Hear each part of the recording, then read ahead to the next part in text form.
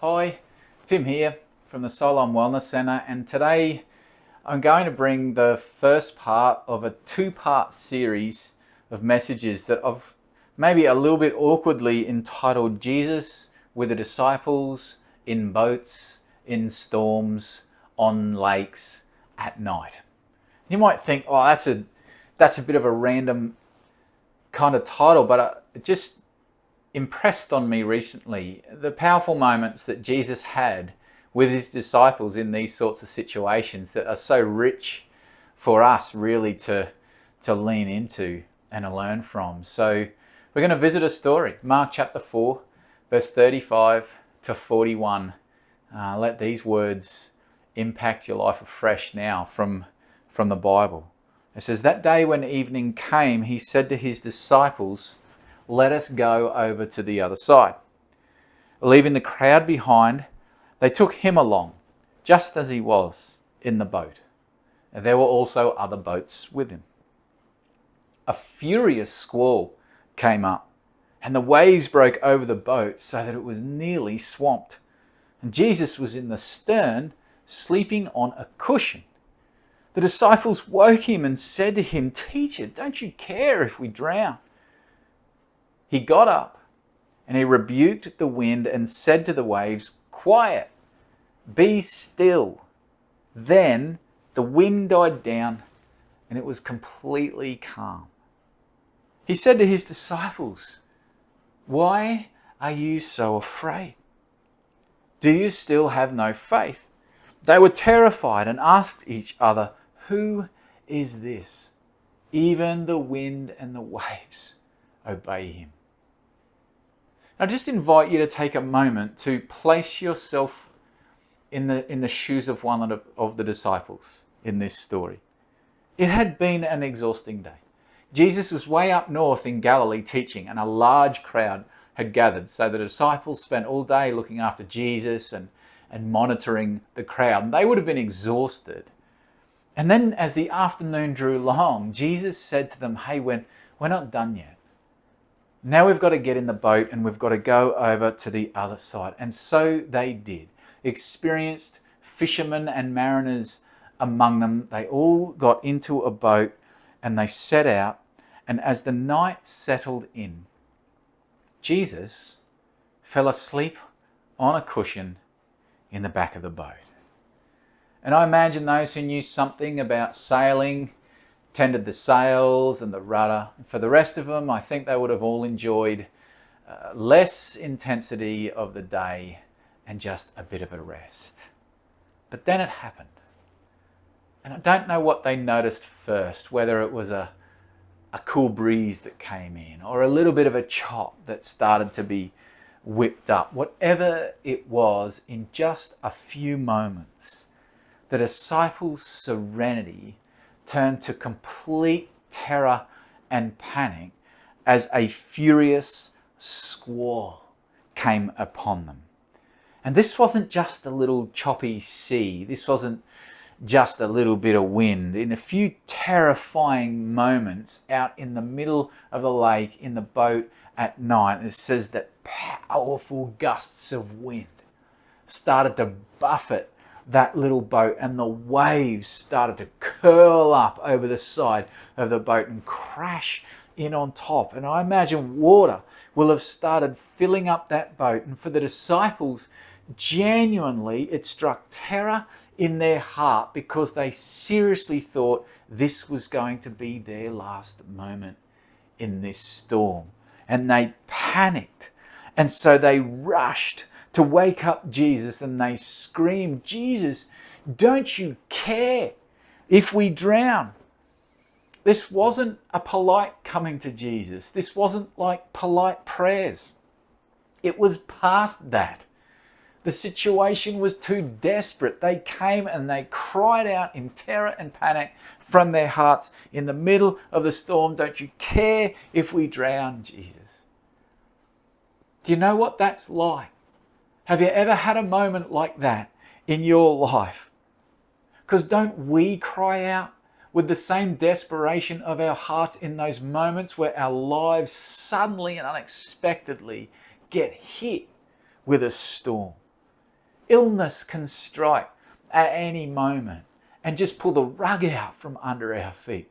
Or we get a phone call that you receive, and within the first few seconds you hear a piece of news that's such shock to you, and you know your life is going to change in that moment. Or you get called into the boss's office and there's the loss of a job and your whole family income is threatened in a second. We cry out in desperation in those times. And I remember crying out in raw, desperate passion to Jesus one night when I got a call from one of the families at church to come and pick up the siblings of their little 18-month-old boy. They were at the medical centre, and the little 18-month-old boy has just been diagnosed with what they suspected was meningococcal. And this family, in desperateness, they rang me and said, "Can you come and pick up his brothers and sisters? We've got to rush to the hospital. He's been given hours to live."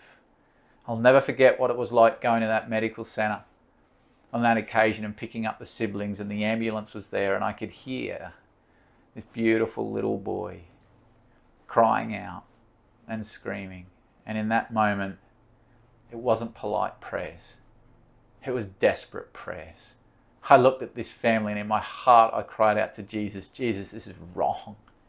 You have got to do something about this. You've got to heal this." As by the by, Jesus did do something incredible on that occasion. That was one of the first and clearest instances of a miraculous healing I'd ever seen. But I remember those desperate cries in the middle of that storm. Another time I've cried out like that was when my life was inflicted with wave after wave of overwhelming anxiety over a period of 10 years in my life. For a season, there was a trigger that would trigger this anxiety in me that was just debilitating.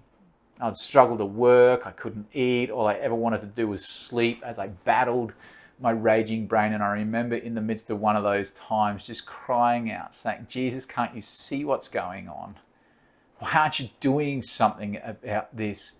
Help me. Don't you care if I live with this anxiety?" You know, whatever it be, storms, they're wide and varied in our lives, and they can hit at the most unexpected and certainly unwanted times. And I just thought maybe right now in your life is a time where you know the wind that comes and buffets, or you know the waves that relentlessly crash in over the side of your boat. Maybe you've even prayed one of those raw and desperate prayers recently. "Jesus, can't you see what's going on? Jesus, are you going to do anything about this? Jesus, are you asleep on the cushion?" Maybe you've cried out to him with desperateness in your heart like that. And if you do resonate with that today, first I want to say I'm sorry. Those are horrible times to be in. Hard, confusing and exhausting times, and I'm sorry that's what you're enduring at the moment. But I also wanted to draw your attention to what happens next in the story. You've got to notice this.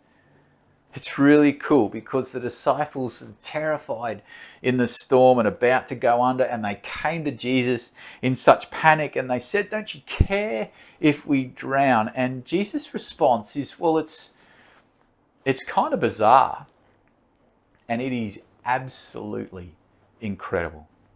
And imagine it. Put yourself there in the middle of the storm again. It says Jesus got up from his sleep. He sort of rouses himself. And I imagine he looked around at the storm and then looked at his disciples who'd come rushing at him in such panic, but he didn't speak to them. This is incredible. Instead, in the middle of the storm, it says he rebuked the wind. Now, if you rebuke someone, you're telling them off, right? You're saying, "Hey, stop that. That's not right." And you're stopping, you're challenging what they're doing to change it. That's what Jesus did with the wind. And then it says he said to the waves. Get that? Jesus spoke to the ocean. He said, "Quiet, be still."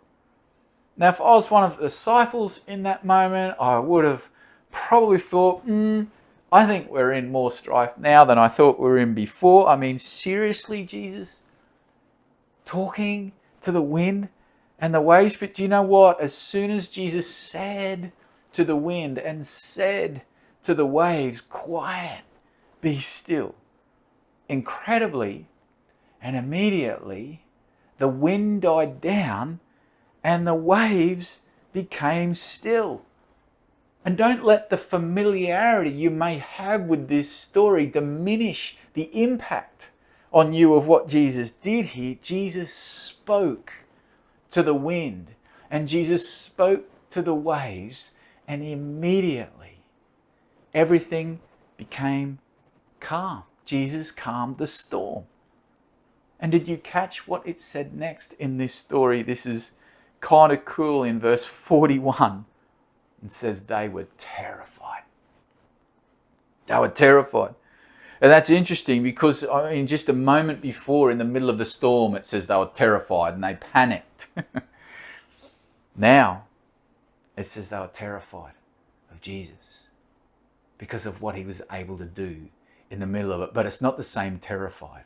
This is like an awe terror. This means they exceedingly revered Jesus and what he'd done. And they asked each other, who is this? Who is this? Even the wind and the waves obey him. This is what the disciples actually said to each other. Imagine it. They had a moment in that boat right after Jesus calmed the storm where they drew back from him and they looked at each other, and with Jesus in their presence, they actually looked at each other and said, who is this?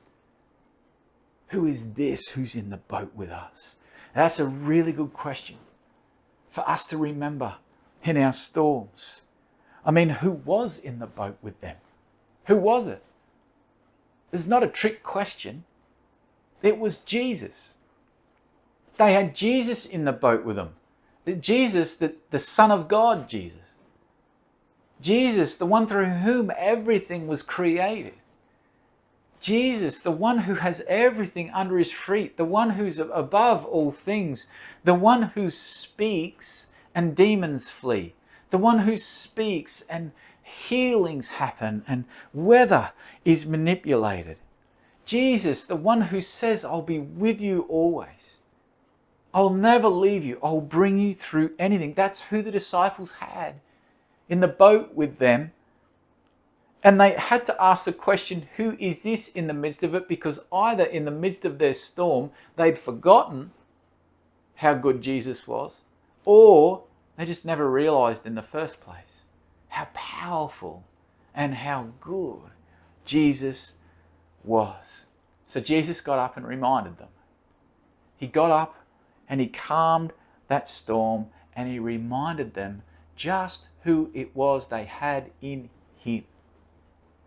In the boat with them in the storm that night. It was Jesus.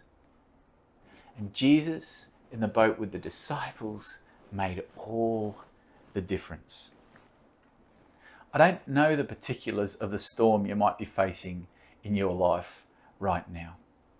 I don't know the depths of pain and confusion and exhaustion you experience as wind buffets and waves come in over the side. I don't have an insight into the raw and desperate cries of your heart to Jesus in the midst of it. But if that's what you're experiencing at the moment, I do want to speak this as a word for you.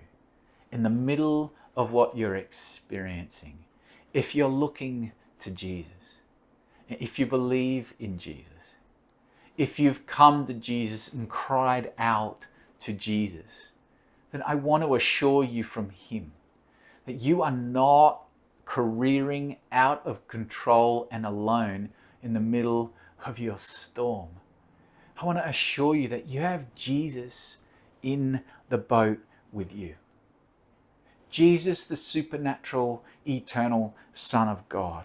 Jesus, the one who is over everything and for whom nothing is impossible. Jesus, the one who loves and cares for you so much that he gave everything at the cross for you. You have Jesus, the one who says, I will protect you. I will deliver you. I will see you through absolutely everything. You have Jesus in the boat with you. And I tell you what, the storm might be raging, but when you've got Jesus in the boat with you, is Jesus who makes all the difference. And you know what? If I was one of the disciples, at this point in the story, that would have been enough for me. Let me explain what I mean. I mean, the storm had come and it was tough. And if I was one of the disciples, I was scared for my life, and Jesus was asleep, and we panicked and we rushed over and we woke him up, and Jesus got up and calmed the storm. Whoa! He took the storm away. He intervened. He made everything okay. And so no storm anymore. And no threat to my life. It's over. Jesus saved the day, and so all's good.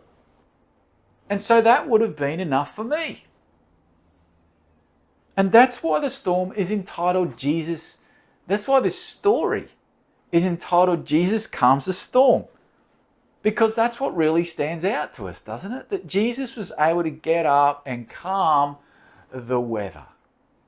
And to be quite honest, that's what we long for in the midst of our storms. We just usually are focused on the fact that we just want Jesus to come and save the day. Just do your thing, Jesus, and get rid of the storm. And Jesus can. But in this story, what we have to notice, that as good as that is, intriguingly, the calming of the storm miracle was not the biggest point for Jesus in this story. Curiously, Jesus' attitude to the calming of the storm is kind of casual. In fact, for Jesus, it's like the cameo in the story, whereas he was trying to make a main point. And it's so important for us to grasp this. And it's easy to miss. But we have to give attention to the fact that after Jesus had calmed the storm, done the big thing that we would think is the big thing, he then asked the disciples, why are you so afraid? And do you still have no faith? Two questions. Two really important questions. Why are you so afraid? And do you still have no faith? We're just going to look at these questions briefly, one at a time.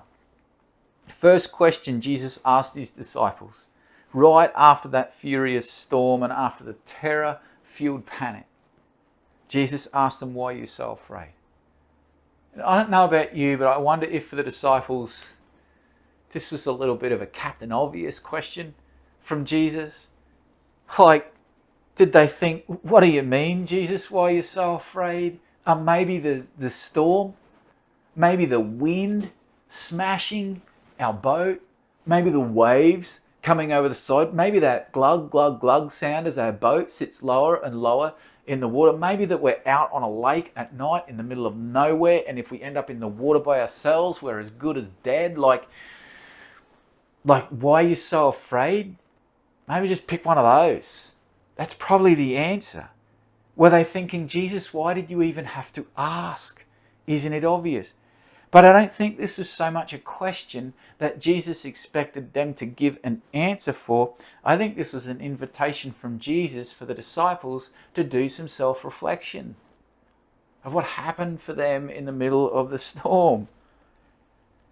More particularly, I think Jesus' question invites the disciples to compare their reaction to what was going on to Jesus' reaction in the storm. I wonder if Jesus' emphasis was kind of like, why do you think you were so afraid? When obviously I wasn't. Maybe Jesus was saying, had you noticed in the storm that I was asleep on a cushion? Had you noticed in the storm that you were sent into a wild panic while I slept and rested It's almost like Jesus was asking them, why do you think it was that you were so afraid while I slept on a cushion? Have you ever wondered that in this story? Have you ever wondered how on earth Jesus could just be sleeping on a cushion in the middle of the same storm that struck such terror into the disciples' lives? I mean, I've heard it suggested that it is possibly because Jesus was just so exhausted from the day's events and teaching. I kind of hear that, but to be honest, I find that a bit hard to believe. I don't really go with that because I've been in some situations before where I thought my life was going to end, some dangerous situations that I thought, this could be the last moment for me. And I know the adrenaline that was pumping through my body in those times. And I've got to tell you, in the midst of those moments, I never was really tempted just to drop off to sleep. Like, it doesn't match for me. So I don't go with the theory that Jesus was just so exhausted from the day that in the middle of the storm that led others to believe their life was going to end, that he just fell asleep. I actually think there's something else going on here. I think Jesus was able to sleep peacefully through that storm out of a deep sense of security that came for him in his relationship with his Father. We've got to remember here that Jesus, when he came, it was like this ultimate example for us of a person who lived in very real, experiential and beautiful moment-by-moment relationship with the Father Almighty. Like God. So Jesus knew, and by knew, he didn't just know about, Jesus experienced and encountered moment by moment in relationship with his Father's love for him. And Jesus knew moment by moment his Father's power. He lived in the reality of his Father's power. And Jesus knew in every moment his beautiful Father's presence. So Jesus knew deep in his soul that through anything, his almighty, beautiful, powerful, loving, caring Father was going to hold him through anything. So get this, Jesus' sense of security and his well-being, they weren't tied to the storm there that night. In fact, it wasn't tied to any storm. Rather, Jesus knew that in anything, as he positioned himself in relationship and encounter with his Father, that everything would be okay. So regardless of the storm that night, Jesus slept on a cushion, resting with his Father, unafraid, while his disciples totally freaked out. And it's like Jesus asked that first question, why are you afraid? To help his disciples notice this. And then he asked the second question, do you still have no faith? If I'm really honest with you, I'd have to say I don't like that question. Or maybe more accurately, I don't like how we've typically made meaning of that kind of question from Jesus. Because we tend to bring a pretty harsh lens on it, right? We tend to interpret it like that question is Jesus confronting the disciples about their lack of faith and judging them for it in that really difficult moment of the storm. And then we transfer that to us. Like it means that somehow if we could just muster better faith, that we would traverse storms better. And we turn this verse into like a rod, a judging, condemning rod in the midst of our toughest times. Our faith is just not enough. To be quite honest, that line of thinking about faith doesn't exactly match what I know of Jesus. It just doesn't line up with what I know of his heart. Rather, I think this question from Jesus is like this beautiful, liberating invitation for us to something that is an incredible truth that can be ours in his, for us in the middle of the storms. Let me explain by telling this story. Some years ago now, my brother-in-law relayed a story, like a hair-raising story, of a time that he took his son out fishing. My brother-in-law is a fisherman and a boatie from way back, and they decided one afternoon this was going to be a great time for him and his son, who was 5 at the time, to take their 6-metre ocean-going boat out for a father-son fishing trip. And so off they went, and they went miles off the coast to where you couldn't see land, and they had a wonderful afternoon of reeling in the big ones out there, and it was great. But towards the end of the time, my brother-in-law looked and noticed that there was some black clouds starting to build on the horizon. And he's enough of a boatie and a fisherman to know that when you're that far out and you see that on the horizon, you don't mess around. You turn for home. And so that's what they did. Full blast with the motors. They motored back toward the coast. But you know what? That storm caught them.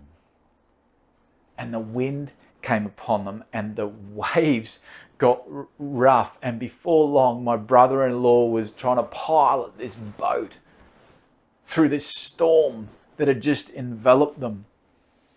And he got a little bit worried for his son. Things got so bad out there on the water that he thought, with the pitching of the boat, that there was a danger that his son might get thrown overboard in the middle of this storm.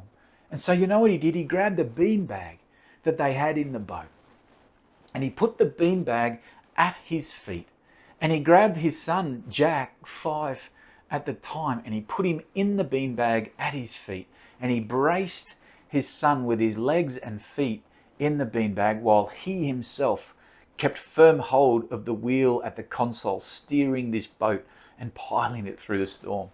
And my brother-in-law knows what he's doing out there, but even for him, he said, it got rough. And I started to get worried.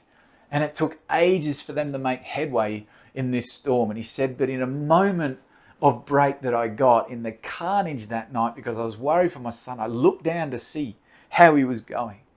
He said to me, you know what? I looked down. After 45 minutes of bashing through that storm in the wind and the waves all around us, I looked down and Jack was asleep.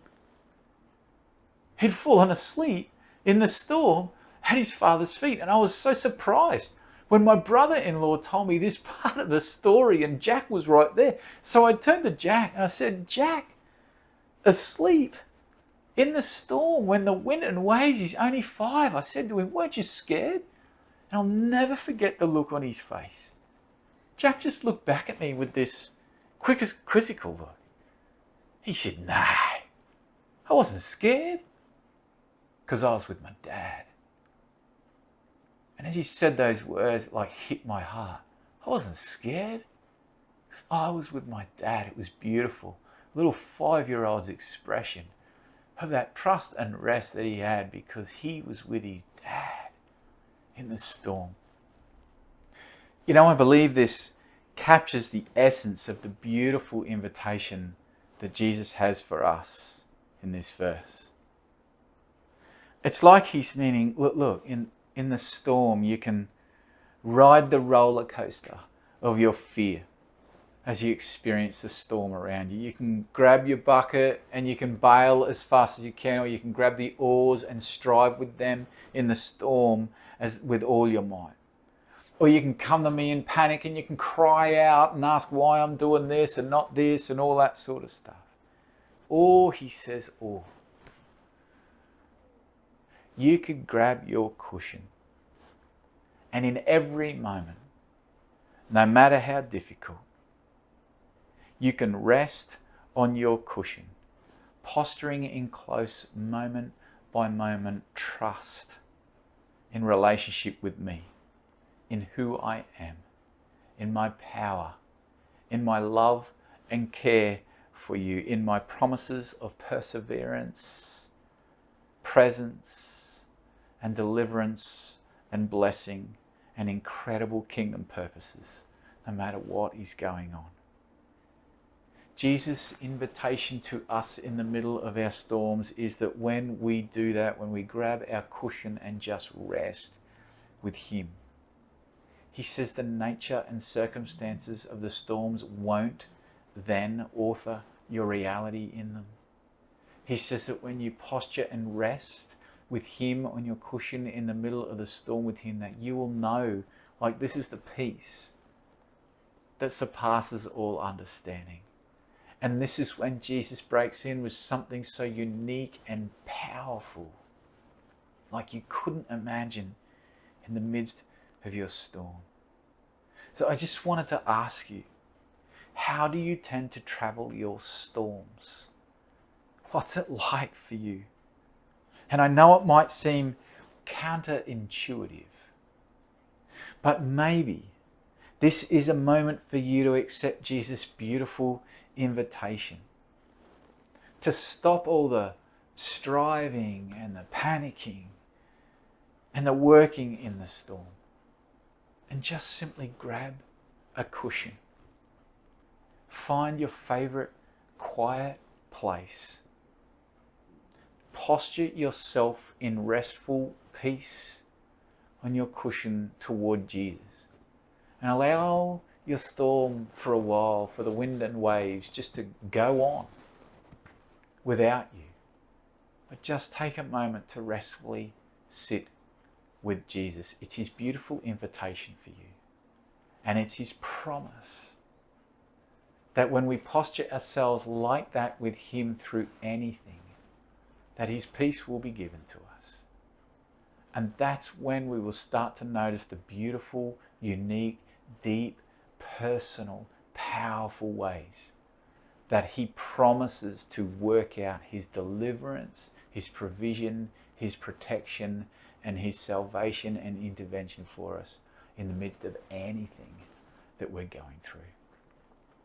Maybe this is a time for you to grab your cushion in the middle of your storm and to have a sleep on it with Jesus. I want to pray. Thank you, Jesus, for your beautiful promise that we can break from panic and desperation and striving and fear, and that we can sit with you in our storms. And I simply ask right now that as people take moments to do that with you in the midst of whatever they're facing, that you'll grant revelation, provision, protection, and deliverance in such beautifully personal and unique ways that leave us with no doubt in our minds that you've broken in, and that leave us asking that same question the disciples did.